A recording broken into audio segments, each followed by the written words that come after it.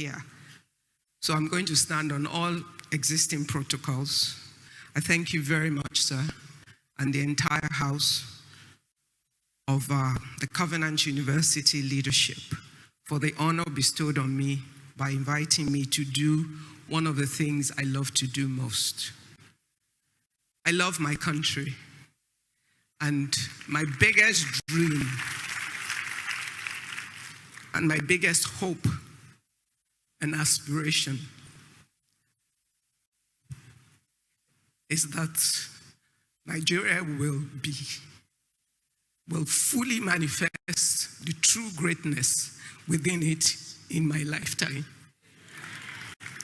And so for me, it's no labor at all to spend time building the next generation, because that's what it will take. If you get 10,000 young people thinking right, and the 10,000 young people commit to real change, and as each one influences the next 10 in a paid forward system, we will not have the same country. And I'll show you a few statistics so that it's not even about you. My favorite color today is green. So those of you that are in green, you are my constituency. You're the reason I left my house at 6:30 a.m. today to get here. And I've had a crazy week. I was in a board meeting all day yesterday, and it's just been a crazy week. But this is important because you're important. I want you to understand that whatever you see of Nigeria today is a function of how everybody else before your time has handled it. Whether some have done it successfully, some have failed. And by the way they have handled it, we have the situation that we have. We are all accountable. But however,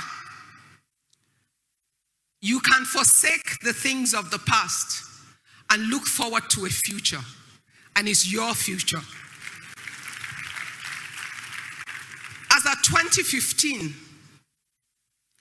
20% of Africa's population was between ages 15 to 24. As at that same time, 20% of the world's youth population was resident in Africa. Move the age group to 15 to 35. It changes to 75% of Africa's population, which is equivalent to 42% of world's youth population by 2030. That's what we would have. It is expected to continue to grow throughout the 21st century, more than doubling from current levels by 2055.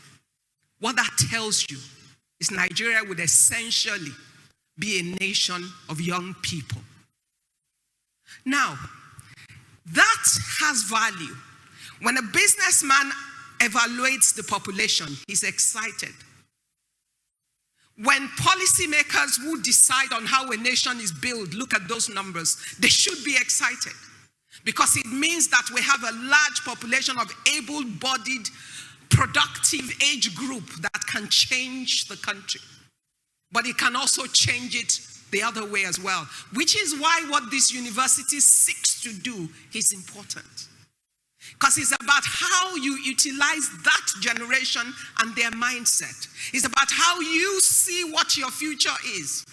You can choose to look at Nigeria today and say there's no hope in Nigeria for you. You lie. You can choose to look at Nigeria today, and every problem that you see, you identify it as an opportunity for you to be great. Why? Because every problem you see needs a solution, and nobody is going to come from anywhere else to give us the solution but you.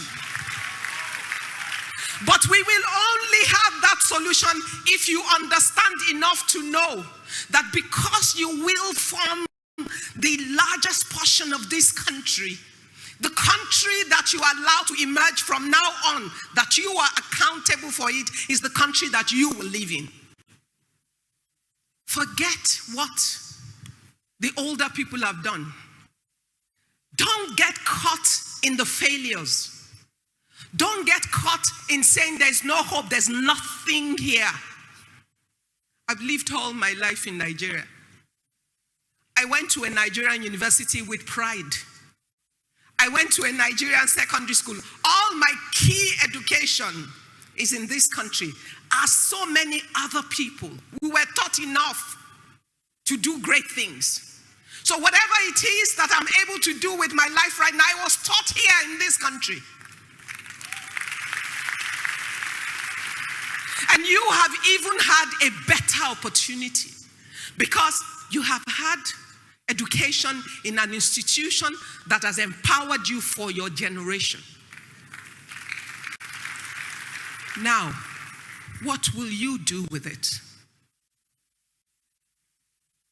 Between Nigeria and Africa, whatever it becomes is what you make of it.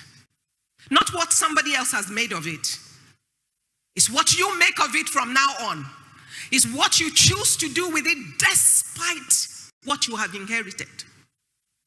Because there are many people that have built great businesses in Nigeria over the last 30 years. When I was starting my first business, power was a problem. Power is still a problem. So imagine if 30 years ago I was waiting for power to come. The time and season to create would pass. Why am I making that point? So don't give me any excuses. What you are going to do with your life is despite the challenges that you see. Because challenges do not destroy vision. They empower, they drive, they push you to be creative. They encourage you to find solution to impossible. They make stars of you. Because when you solve impossible problems, you become a star. So it's about what you see. Don't allow anybody to becloud your vision by telling you how terrible this country is. How much you cannot make anything good in this country. Oh, there are real problems. I have lived through those problems. There are real challenges. There are real things that will seek daily to stop you. But there's nothing big enough to stop a driven, ambitious, persistent, tolerant, God-driven human being.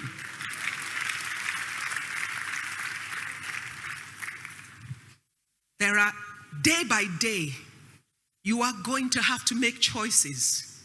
You are going to have to decide who you want to be.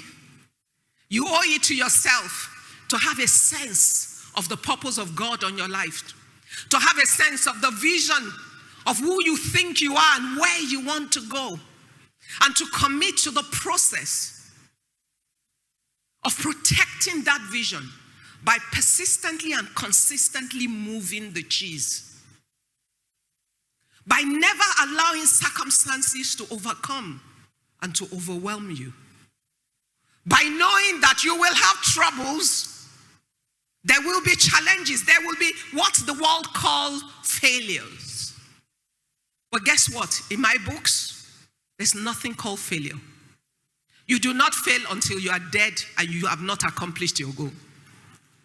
At different seasons in the course of your life, some things will not work out as you want it to be. But that will only be a stage. It's the cumulative result of all the seasons of your life that will be the legacy of your life. So even if one season does not work, I'm telling you now, because those seasons will come. Don't let anybody tell you you have failed. Take the word out of your dictionary. Every time it hasn't worked out, take the lesson from that stage and move on. Find out what you needed to know that you didn't know, or what you need not to be doing that you are doing, and decide what you need to do next and take the next step. See, when I was in secondary school, I thought I wanted to be a doctor. Then I found out that they work with real dead bodies. I changed my mind very quickly. I then thought, you know what, I'd like to be an architect. I was good in sciences and art.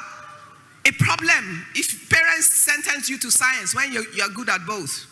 So I ended up in Ife to study chemistry. By the end of my first year, I realized how much I hated chemistry.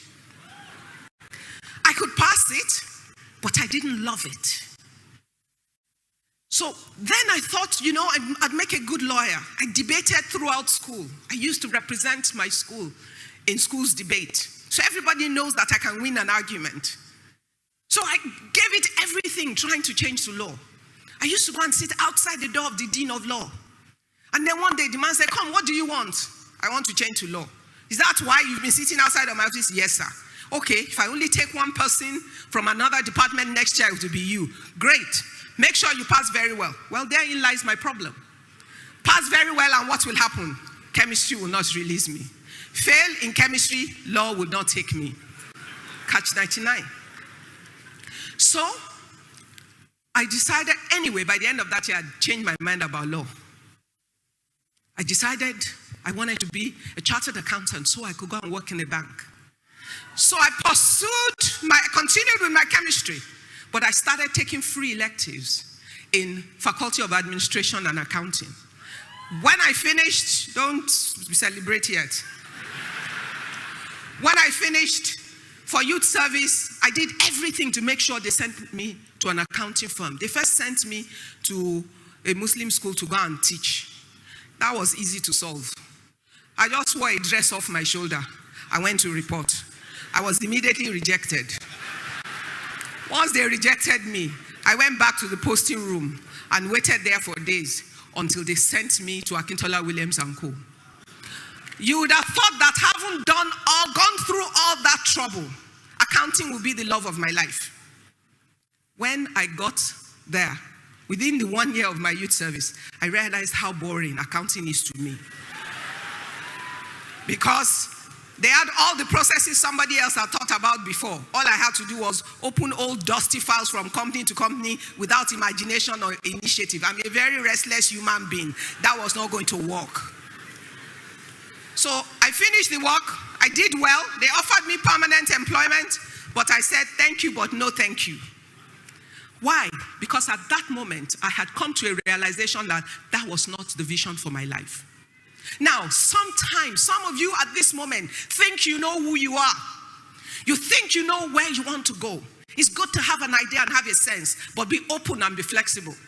Because life will reveal itself to you at different stages. Respond to it as it opens itself to you. Understanding that for those who are Christians, the Bible says as many as are led by the Spirit of God, they are the sons of God. And your life, they are in seasons. So different seasons will reveal different parts of you. You must be the master of your life by having the capacity to respond and to change. So I left and came back. Where was I going to? I didn't know. But I knew what I did not want to do. I did not want to be an accountant again. I thought I still wanted to work in a bank. But the first job I could find 1 week after was in a furniture company. So I went there to kill time. My kill time project has resulted in 30 years of investment of my life in building a manufacturing group in furniture. So it was never the plan of my life. So some of you will accidentally find your purpose or the areas of your calling. Some of you have studied the same degree that will lead you to your greatness. That's fine. But in your heart, when you go to bed at night, be true to thyself. Parents, thank you very much for your guidance and your support to this day. Some of these children have studied degrees that are for you. You see? Because that's what you wanted. They're here. I'm not saying it behind them. I'm saying it in front of them. My father will explain that to you if you were here. Go to them after today. Kneel down, prostrate. Thank them very much for the choice and for the investment and for the opportunity they have given you. Give them the certificate and go and make something of your life. What has your education done for you? Your education has empowered you. Your education has opened your mind. Your education has taught you processes to be disciplined, to apply yourself, to think outside of the box. It's allowed you to see various options. But it does not define everything that you will be. It is only an enabler of where you can go to. It's only shown you, and if you listened very well to Bishop's speech, he told you that at 5 years, all this degree, in fact, in your generation, 5 years is a bit long, sir. Every year or two, your education becomes what? Outdated. Because things are changing fast in your generation. So you need to be on top of it. You must be open to knowledge. You must continuously learn. But more than anything else, you must apply your talents combined with everything you have been taught.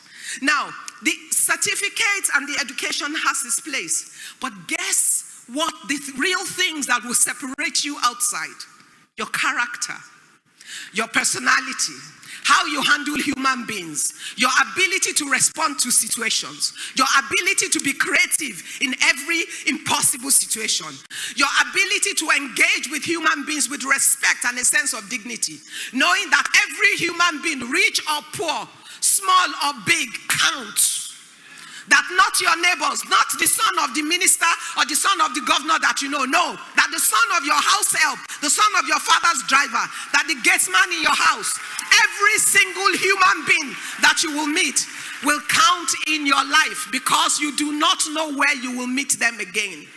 Human beings are mobile. They change form every season. Thus, the rich or the poor man at your gate could have an exceedingly smart, naturally smart son who does not have the opportunity, but who is able to apply for scholarship into Covenant and get through it and apply through British Council for a scholarship to Cambridge, and comes through it and comes back and is the only graduate from their segment of their state. And when they're allocating something for their state, he becomes the star. And before you know it, he's sitting in a place where even you, with all your opportunities, you haven't sat. But if you did not greet him well before, because you think you belong to a certain social class, then you have missed the opportunity of a lifetime. Because human beings are mobile. You must treat every human being like a treasure of God that they are. Everywhere you will be in life, every place you will go, there will be a man or a woman speaking for you or against you. And it will be about when they encountered you, what legacy you left with them. So in your walk of life, realize that human beings count. And it's not about who they are now. It's about who they can be that you do not know. Because even you do not know just how far the Lord will take you or the places you will sit. You will have a sense of it, but time will always unfold and reveal many things about you. There's something I want to take you through. It was written by Gandhi. One of his things that was important to him, he said, don't seek wealth without work. Don't. The fact that you see many people that seem rich around you, but you cannot account for their wealth, don't seek to be like them. Because we know many that have come and have gone. Those kind of wealth do not last generations. They do not even last decades. They come today, they disappear tomorrow. When you search the Bible, you will see how the palm tree and the grass, I shall not turn this into a sermon. Do not seek pleasure without a conscience. Whatever you think will give you joy, don't do it at the expense of another. Be careful, because human beings, people count, people matter. Have pleasures of life that is comfortable and good, but allows you to still be accountable for how you influence or affect the lives of others. Do not seek knowledge without character. What they've taught you here is knowledge with character. Because it doesn't matter if you got first class. If you're a man that cannot be trusted, you will not go far. It does not matter how brilliant or how smart you are. With all the brilliance and the smartness, if you commit a fraud in a bank, you will sleep in jail for many years. It doesn't matter how great you are. They tell you that a a tiny hole can sink a ship. The tiniest of hole that can sink you is the hole of character. And don't convince yourself that is not true in Nigeria. Because remember, seasons change. Seasons change. What seemed acceptable yesterday, tomorrow a new wind can come. But those that do the right thing always will always be current for all seasons. And it will be great. So don't seek for knowledge without character. Don't seek for commerce without morality. You're a school that teaches entrepreneurship a lot. So don't seek to build business at all costs. Don't want to make profit off another man and forsake what is right and what is wrong. Do not seek science without humanity. Even as you innovate, always take it back to the influence and the impact of your innovation on your communities and on human beings. At the end of the day, last week I was speaking at a conference in Barcelona, sir. It was called the European Conference on Conscious Capitalism. And I was invited to speak on the African view of it. And my point is, I showed them a picture of when we were trying to recruit for the immigration services, if anybody remembers. And a whole stadium was filled with people applying for how many slots. And some people died. Somebody made money off that. But the part of science and humanity is this. How do you even, we're in the season where with artificial intelligence and technology development, many factories don't need many human beings because there's so much efficiency you can achieve with artificial intelligence and machinery. There's the biggest factory assembling all your iPhone in China. By setting up one factory, sir, 1 million jobs were eliminated. Robots all the way. The question is, what do we do with the human beings that were eliminated? How quickly can we train our own people enough for new jobs? How many new jobs have we created to replace the ones we're eliminating? Even as every company has a right to seek efficiency. But at the end of the day, leadership, policymakers, and even us that are innovating need to have a conscience to understand science is meant to serve and enhance humanity, not to destroy it.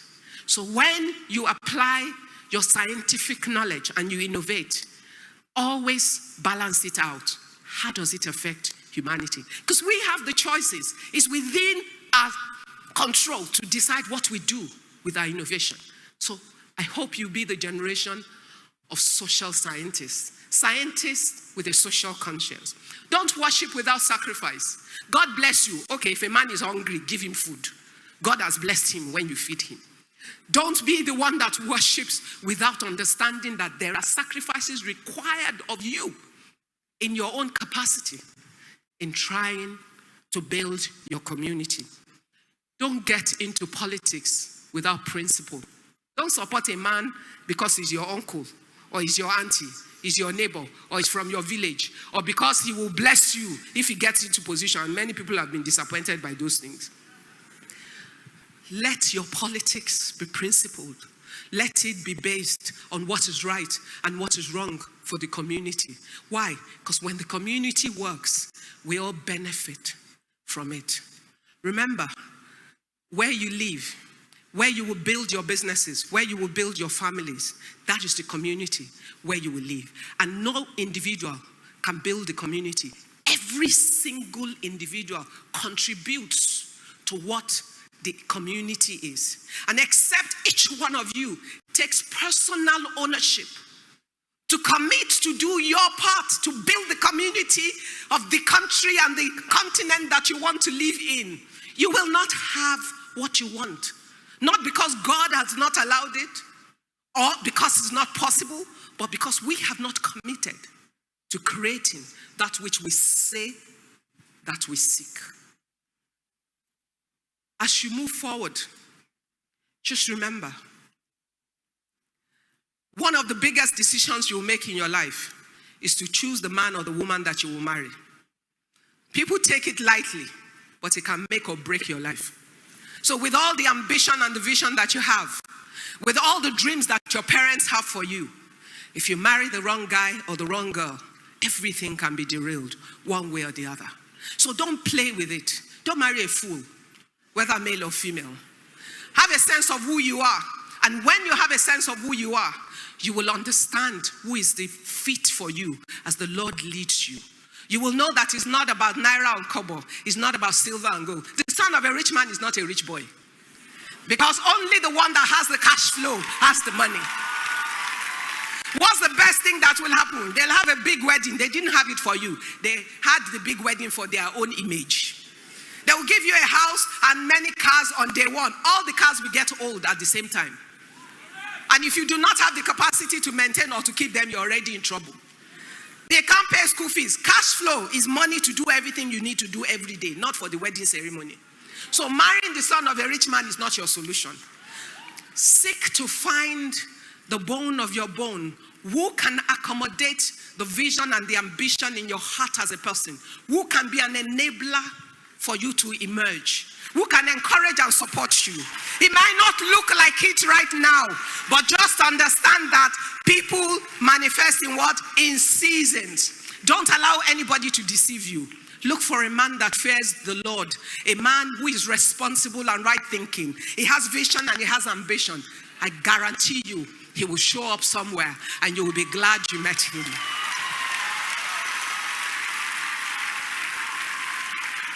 There are many that have seemed like it when we were young. Many of those that seemed like it did not emerge to be it. So you cannot tell who this person will become. But you can test his character, his person, his commitment, his truthfulness, his love for you, and his ability to hold and to encourage you. Especially for the girls, I'm talking to you now. Listen to me.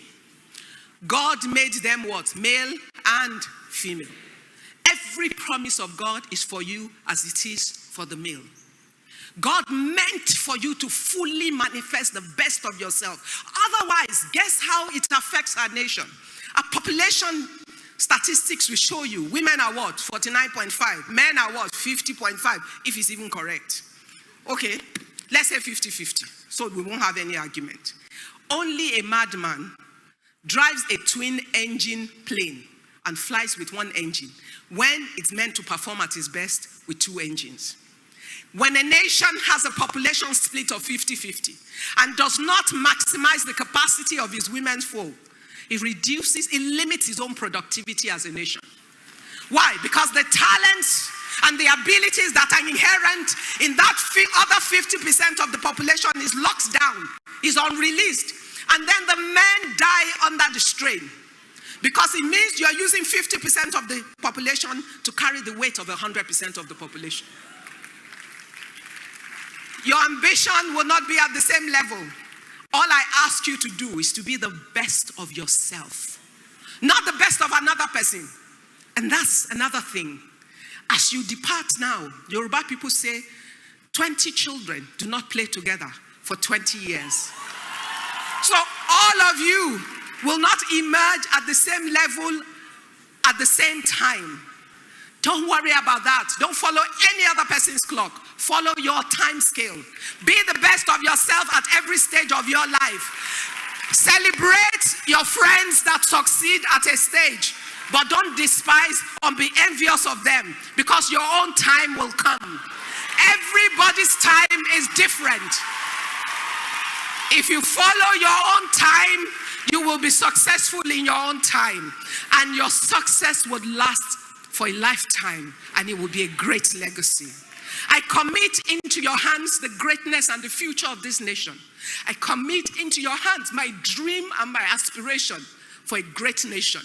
I commit into your hands the challenge and the responsibility of building a nation that the whole world will look at and bow. Why? Because in this country, there's everything that we need to be great. And you will be a key part of unlocking that potential. To whom much has been given, much is expected. A lot has been given to you by your parents, by the school, and by all the people that continue to invest in ensuring that you gain the right knowledge. And whatever you have not been given, go and find. So I do not care even if your parents are not the right example for what you know you should be doing. You have a responsibility to make the right choice. So don't give me an excuse. You are in the generation where you can seek information and support. You can seek enablers. And you can move the world and show the entire world that we do not need our people to die in the Mediterranean Sea. Nor do we need anybody to call us a shithole nation, because we're not. You must understand there is greatness in this nation, and you must emerge, and the responsibility is yours. Thank you.